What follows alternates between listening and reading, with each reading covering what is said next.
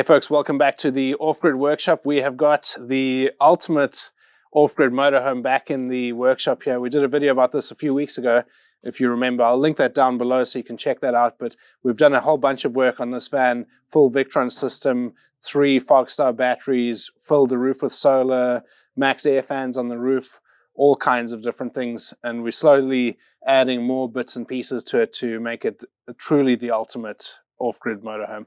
And today's task is to put in a diesel heater. So we're going to be putting in an Autoterm 2 kilowatt diesel heater, and this is just sort of a backup heater or something that can be used to heat the van up using the app, the Autoterm app, remotely and things like that. So it's just kind of a supplementary to the Aldi system that's in here, and kind of a backup one as well. So there's a little spot right in this locker down here where it fits perfectly. It's nice and close to the fuel tank, so running the fuel line will be nice and easy, and we'll just have a single outlet for the hot air that we'll plumb in with the ducting in this locker here.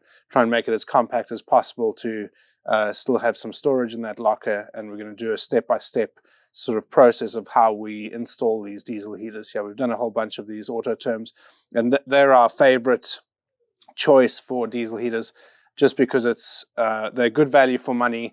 They're a good brand, so they're not sort of the cheap Chinese ones, but it's also not at the sort of Webasto Oberspeicher level where you're paying over £1,000 just for a basic heater. We're going to take you through how we put them in. Let's go. Okay, so one of the reasons why I really like the Autoterm is that they organize everything really nicely. So this is kind of what you get in the box. So you get some ducting, you get all of your mounting kits for different things, and they label them as well. So like there, for example, that's your mounting kit for the fuel system.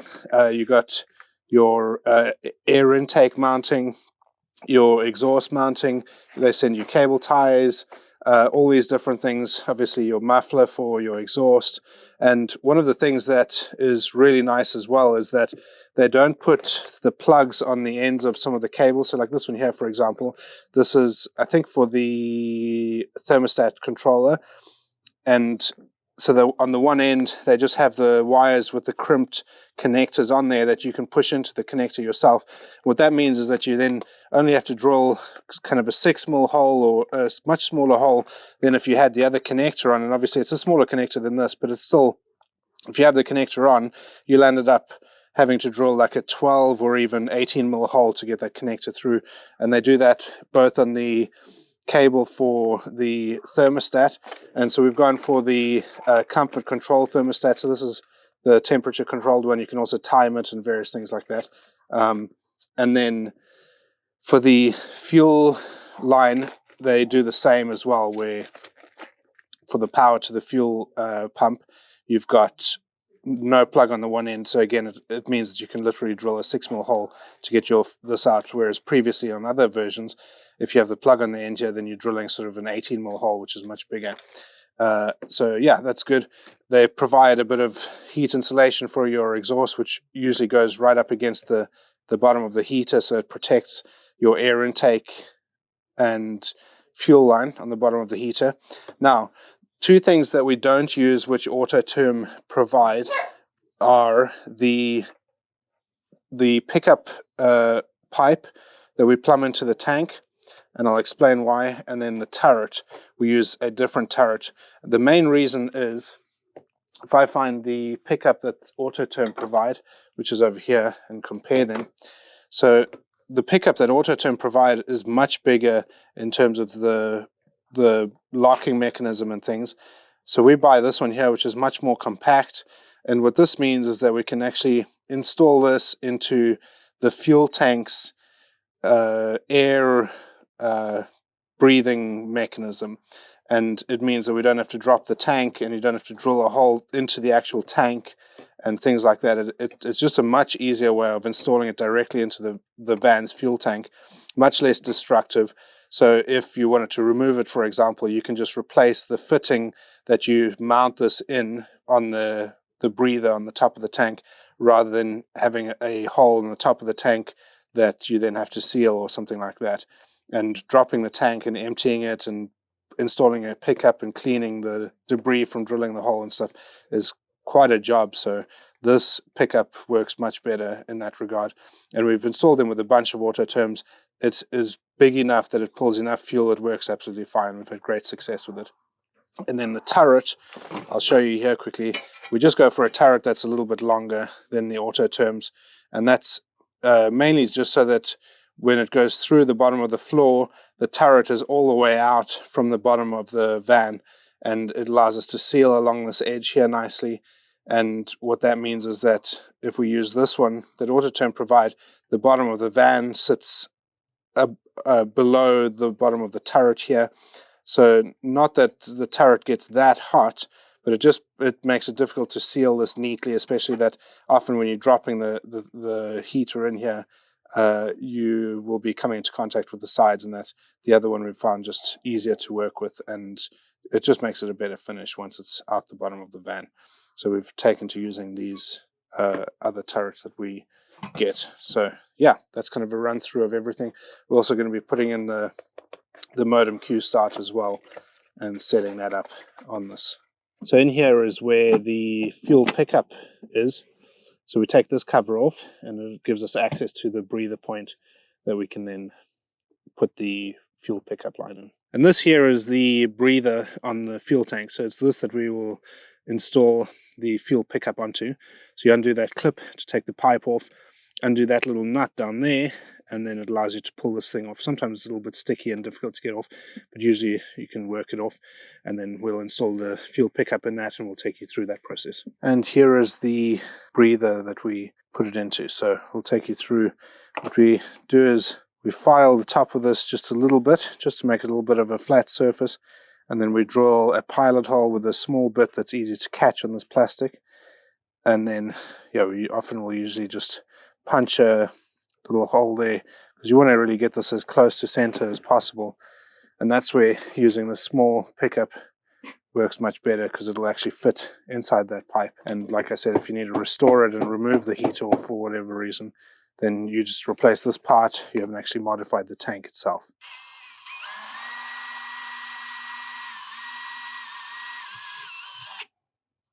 So pilot hole drilled.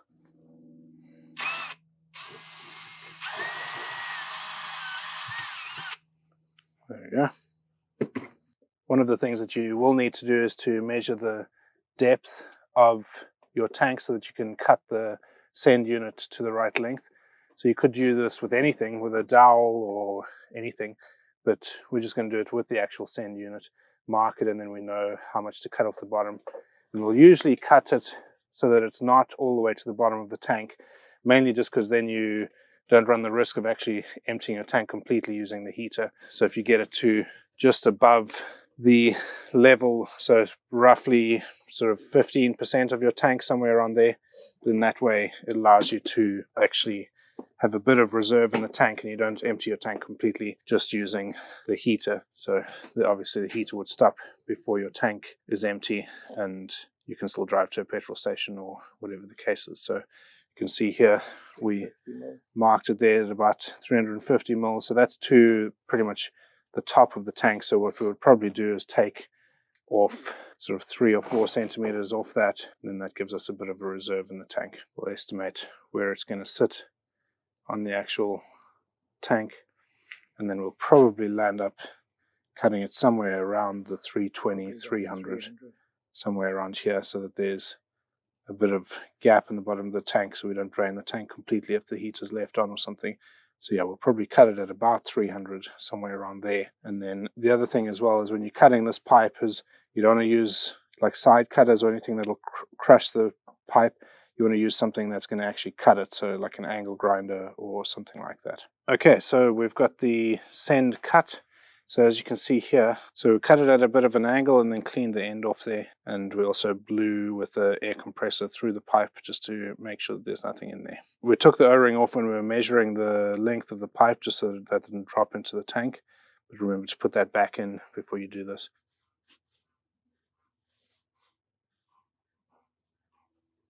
There we go. And then lastly, just to lock it in place, we use these long nuts. I can show you again. Just a long 6mm nut. And this main reason for this is that then it sits in there and makes it a bit more accessible with a socket to be able to actually tighten that down to lock it in place.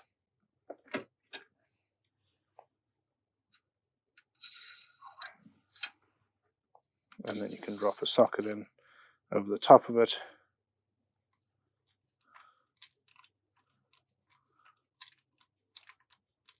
Tighten that. Obviously, you're not going crazy tight with this, but it's just to nip it up, just to lock it in place, keep it secure. We can go and put that back into the tank, put it all back together, and then we can put our fuel line on here for the diesel heater. Okay, and there's the breather back in with the pickup installed. So obviously we can then put the fuel line for the diesel heater onto there. It's also serviceable as well, so if we need to get in here, obviously it's not a big job to take all this cover off here and access it. So it works pretty well. So now we're going to run the fuel line. We'll loop the fuel line around here, run it back down with these ones. And next step is to start mounting the actual heater itself. So here we are just putting the heater on the turret, getting a feel for where it's going to sit, how it fits best, all that sort of stuff. So we're going to mount it this way, and what that means is that we can then have the duct come out of the other side of the heater there, loop up around, and then go through the wall here. We might tee it off to another. Main reason for mounting it this way rather than that way is just because of the amount of space that's available. If we mounted it lengthways, it'd be a really sharp turn here. So this is how we're going to mount it here. So we've got that all marked off. So now we cut a big hole through the floor here. We'll obviously drill a pilot hole, just make sure that it's in the right position. And then we cut a 130mm hole to be able to get the turret through there. So we've got the wiring, the power for the fuel pump, diesel pump through here. So obviously drill a hole just big enough to actually get these through. And then these will fit into the plug that goes into the fuel pump. The polarity doesn't matter, you can get it either way in the plug. So I'll put that plug on and then I'll show you here in a sec. And there we go. Plug is on there, so that's ready to go into the diesel pump. Okay, so we've got the fuel pump mounted here. So I'll take you through it quickly. Obviously this is the power that we just put this plug on here, routed that with the outlet of the fuel pipe. This is what's connected to the pickup in the fuel tank. So we routed that. A little bit tricky to see if we can show you here, but so we ran the fuel line out the front of the tank, and then behind this heat shield here, came out here, obviously went into the fuel pump over here, and then back around, and then over the heat shield, over the exhaust, etc. Out here along this stuff here, this loom, out to here, and then that can then go up to where the heater is going to be coming out of there. It's already cut that hole there. Obviously the pump is at the correct angle, so it works properly, and it's looking pretty good. Happy with that. Okay, so we're dropping the heater in now. So one of the things that I found, my favorite way of doing this is to actually mount the heater on the turret, and then if you've got stuff that's hard to access, so for example, putting on the duct on the end there, that would have, although possible, it's a bit of a pain getting in there, so just put that on beforehand. We also had enough space to move around in here to get that in like that, and then we also attach everything underneath as well. So the exhaust, the air intake, and the little black pipe for the fuel line, we attach those on the bottom of the heater. So when we drop it in here, then we can obviously sort all of that out and do it all down here. And there's minimal work that you're working underneath the van. You can do it all on the bench, which makes it much easier. All right, so we've got everything done up here. So fuel line is, this little black thing for the fuel line is ready to go. Power for the pump is through here.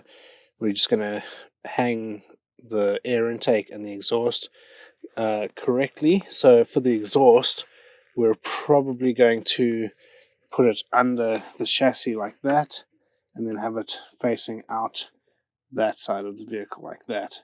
So attaching it onto this over here. So that's what I'm going to be working on now. So the Autoterm gives you quite a long exhaust, which is handy, so you can secure it nicely. So I'll secure it on this bit of chassis rail here, and then cut it somewhere here with the angle grinder, put the muffler in place, and then mount it on that cross member there with the exhaust actually pointing away in the opposite direction of the door of the van here. Okay, so getting the exhaust mounted now. So mounted the first point here. And the thing with these exhausts, you want to try and keep it either level or sloping down. You don't want it going back up towards this cross member here, because then it just creates a point where water condensation and diesel can all collect. Then it can block the exhaust, and then it can stop your diesel heater from working. So to combat that, what I've done is made a little alley bracket just using some flat bar, which I bent on a 90 degree, used a hole that was already in this cross member there to mount that with a 6mm bolt. The Autoterm come with these little brackets that the muffler can then go onto like that. And so I'll cut the exhaust to join onto the muffler around about here, and then I'll put this other side on the other side of the muffler, and that'll take the exhaust well past the center of the vehicle out towards the same direction as the van's exhaust. So it should get the exhaust from the diesel heater well away from the door of the van. So I'm going to measure this, cut this with the angle grinder, and then get this mounted. And there we go. That's the exhaust with the muffler mounted here below the vehicle, and the exhaust is almost level, and it's not much lower than other parts of the van. So it's no lower than the van's exhaust and bits at the bottom there, so at the end there. So pretty happy with that. So looks good. Now finish off the bottom here, and we are just about done underneath here. Okay, and there we have it. So got the fuel line connected there, power for the pump in. I have the air intake coming forward here, and then it's cable tied to this chassis rail here, or this cross member. And then obviously the fuel line and the power for the pump over there. And then the exhaust, you can see how that looks. So I've got the heat sink or heat cover on the pipe down to here, then connected there, and then that goes out to there. So pretty happy with how that looks. Now we just finish wiring in up at the top, and then we are good to turn this thing on. Okay, so I had a problem with my microphone on the day, but I'm going to do this with a voiceover. So essentially I'm showing you here that I've cut the hole for the ducting. So that fitting mounts on the outside, and you put 3 screws to hold it in, and then the cover for the ducting clips onto that fitting.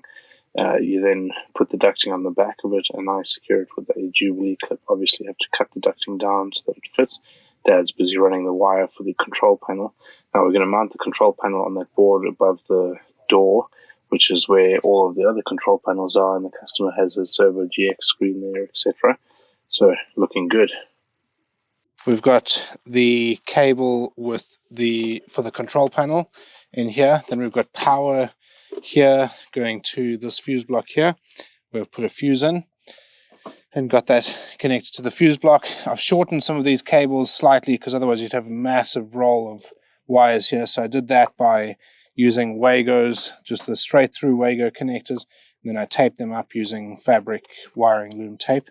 So it looks good. I've got a little bit of excess there just to work with, and got that all wired and everything plugged in. So we're just finishing off the control panel, and then we are good to start testing this thing. So if we have a look up in here, we've got we're going to be putting the control panel in here. So we've got the modem Q start, which we'll put a SIM into with an external antenna for that. And then we've got the Autoterm control panel there, which we are using a bit of plastic here like that will go into that gap where the old satellite controller used to be. And there's the vent out from the heating duct, all mounted and in place. Okay, so we are going to try and turn this thing on. We don't have the SIM card sorted yet for the Q start, which we will do in a minute, but for now let's temperature mode, turn this up, 5 hours, and let's go. And here's what the pickup looks like. So that just loops around the front of the tank there, and we'll put the cover on once everything's tested and working correctly. Okay, so we've got the control panel pretty much ready to tidy up here. So we've got the modem, which is fitted. We've put the SIM card inside there and connected that. So that just connects onto the wiring loom between the thermostat control. So there to the modem, and then it goes out of that to the control panel. The heater is now working and cranking out some good heat. We've primed the pump and everything, and it's now working nicely. Turned it on and off several times just to test it. So we're going to tidy all of this up. We've also got the external antenna for the modem that runs behind here, comes back through the stuff here, and it's just here, but we're going to mount this somewhere that's accessible, that'll get a good signal. And then that's us pretty much good to go. One thing, if you do go for the modem option, the Q start, these are the instructions on how you actually set up the numbers. You have to do this for the app to work. It's a little bit clunky because you basically texting, so you use the app, push the green button once you've sort of set the parameters in the app, you put and you send, and then it generates a code that you send to the number on the SIM card that's in the Q start. So it's a little bit of a clunky way of doing it, but it does work, and it allows you to turn the heater on remotely when you're not actually with the van, which is quite a good option. Okay, so that's the control panel fully mounted on here, hole covered and everything behind there secure. As I said earlier, we routed the cable for the antenna through here, and we've put that just in here. So that's over here, so it'll get a good signal over there. It's out of the way as well, so looks good. Pretty happy with that. And that's us all done on this. So it's been cranking, we've been testing it, checking the temperature of the turret and everything underneath. And I'm happy with how that all sits and works. It's been pumping hot air into the van, so it's looking good. So there we go, folks, fitting an Autoterm into a Carthago Chic C line. And this is definitely the ultimate off-grid motor. I'm pretty pleased with how everything's gone on this, and that's going to make a big difference. Being able to turn it on remotely as well is a big thing. Obviously, you can just do that with the text. As I said earlier, the Q start is a little bit clunky using texts. Hopefully, Autoterm will bring out a Wi-Fi option and a better app at some stage. But for now, it's a good option. So pretty pleased with that. Thanks for watching, and we will see you guys in the next video. Cheers.